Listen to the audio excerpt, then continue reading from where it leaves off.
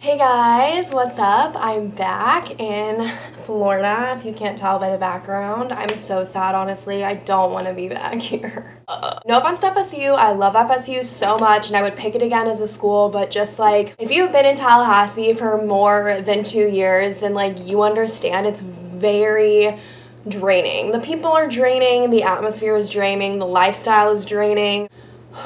It's syllabus week, so like everyone and their mother's going out. Like there literally aren't enough bars anymore for the amount of students that come to FSU. So like everyone's going out this week, and I know that's the thing to do, but I can't do it. I can't go to a bar that has a capacity for like 250 people and they cram in like 500. It's ridiculous. I'm not going. It's not for me. I've had 2 classes already today.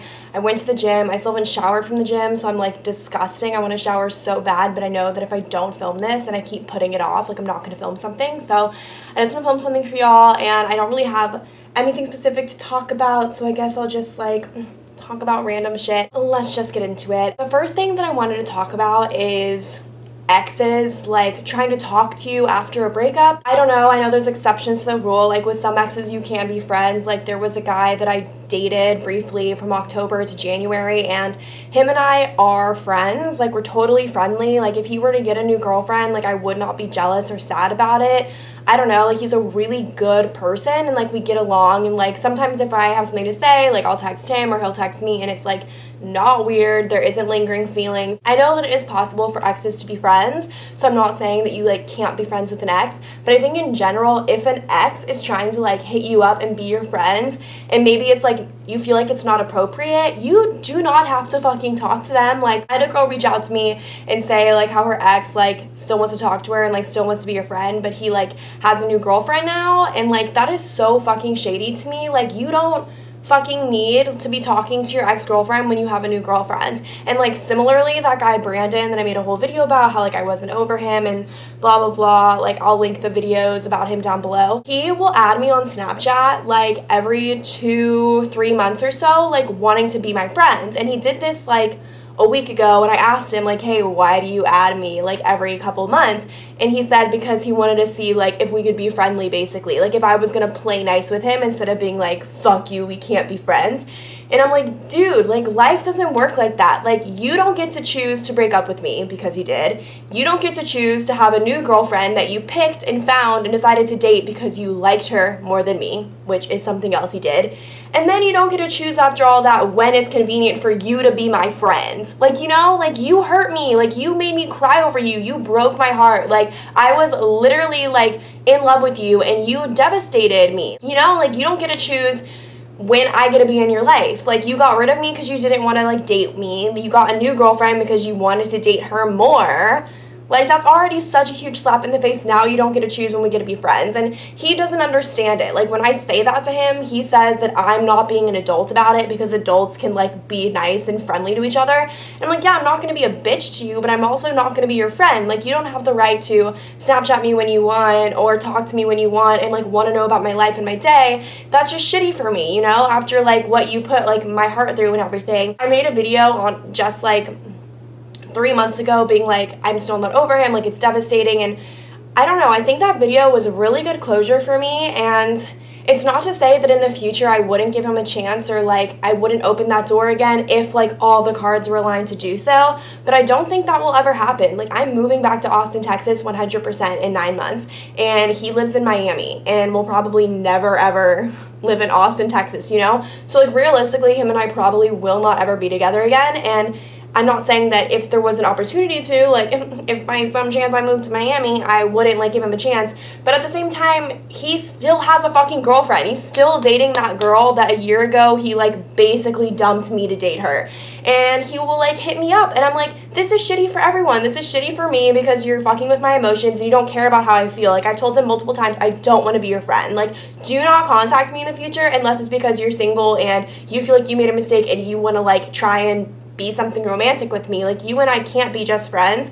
And he also still has the girlfriend, and that's so shitty. Like if I was the girlfriend, I'd be pissed. Like for the record, if you date me, I don't want you communicating with exes. Like, you know, that's really shitty. I tried to explain to him, like, that's shitty for everyone involved, but he doesn't get it. So I just wanted to speak about that because that girl, like, reached out to me about advice, and I'm, like, literally in the exact same situation. Like, you don't owe them anything. You don't have to talk to them just because he's an ex that you had a thing with. Like, do you. And honestly, it shows so much more about you and how much you respect yourself if you can be like, yo, I was in love with you. Like, you don't think I want to talk to you and get to know you again and hear about your day and be able to contact you as much as I want and stuff. Like, you don't think I want that door to be open? Like, that's awesome. That's like what I would want ideally, but that's not how life works. And you have a girlfriend. It's inappropriate for you to communicate with me, especially when you know, like, that I can't just be your friend. Like, if you're going to communicate with me, you are kind of being risky because you know that, like, there's a chance, like, I'm going to be flirty. Like, I'm going to do and say whatever I want because you keep this door open, you know? And it's just not fair for anyone involved, and I'd rather just not be friends at all than even fuck with that. Something else I just wanted to talk about briefly. I think this is interesting, but I don't think it'd be enough for making a video over entirely on its own accord. But if you're with a guy who makes you feel shitty, or you argue a lot, or you're constantly, like, to your friends being like, oh my god, like, he did this now, he said this now, or like, what do I say back to this text? Like, oh my god. Like, if you're with someone who is kind of making your life a little more shitty than it is good, like, you're arguing all the time or whatever it is, just know that you are choosing to make your life shitty. Like, every day that passes that you stay in a relationship with, or not even a relationship, if you just stay, like, in communication with someone, maybe you're just talking to someone, or maybe you're kind of, like, friends with benefits, like, maybe it's your full-blown boyfriend, I don't know, but if you are continuing to keep someone in your life that makes you unhappy more than they make you happy, then you can no longer blame that person for being a shithead. Like, there is a certain extent that you can blame someone for being an asshole. Like, you got fucked over, he was rude to you, like, blah, blah, blah, you know? But at the end of the day, as long as you keep that person around, you have no one to blame for that behavior anymore except yourself. Like, he could be the hugest piece of shit ever. He could be so emotionally and verbally abusive to you, but if you choose to keep that person around, that's completely on you now, you know? Like, if you feel like all this stress or anxiety is in your life because of this shitty person that you love or want to keep around because you like them or you have good sex or whatever it is, just know that you're doing that to yourself, and you honestly can't expect sympathy from your friends or whatever, because obviously your friends are going to be like, break up with him, or like, you know, at the end of the day, you choose who's in your life, and those people are going to act how they act. You can't change people. So if you found this guy that you're into and you don't want to end things, but it's shitty and you argue every day, or he does fucked up things or whatever it is, just know that that's completely on you, and basically you're making your own life hell. And if you're just going to wake up every day and have something new to complain about to your best friends about that person or whatever, just know, like, you're doing that to yourself. I've just, like, noticed that a lot, like, that girls will hold on to someone so shitty for longer than they should. I mean, I've done that several times. Haha, ultimate fuckboy. Fuck you.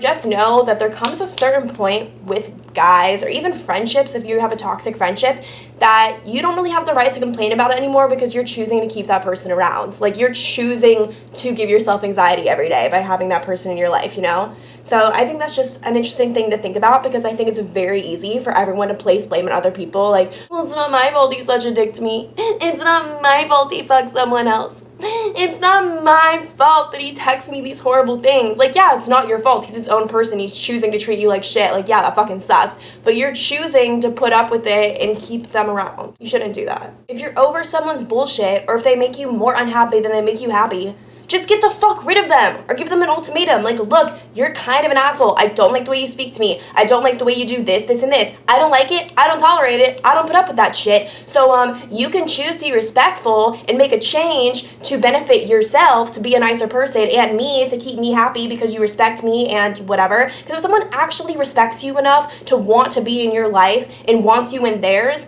then they should respect you to be like, oh, shit, it hurts her feelings when I do that, so maybe I will stop. And if they're not willing to stop, even after a conversation, then get fucking rid of them. Don't just keep them around and keep complaining every fucking day of your life because they make you miserable. We all know they make you miserable because they're an asshole. So get rid of them. Enough about that. Like, enough about, like, advice, boy things, whatever the fuck. I don't care. I'm like, ugh, boys are like, what even? Like, you probably won't really see a video that's about, like, a personal experience with a boy from me for, like, a few months, because I just don't care. Like, I had a lot of fun this summer. I went on several Tinder dates. I hung out with dudes. I had sex. I had this bomb internship. But now, like, I need to, like, get back on the grind, especially because I'm trying to get into fucking grad school. I watched the VMAs on Sunday night, and I just kind of wanted to talk about something that I thought of, which is so true and so obvious, but I also think it's really, like, if you really think about it, it's crazy. They aired Taylor Swift's new music video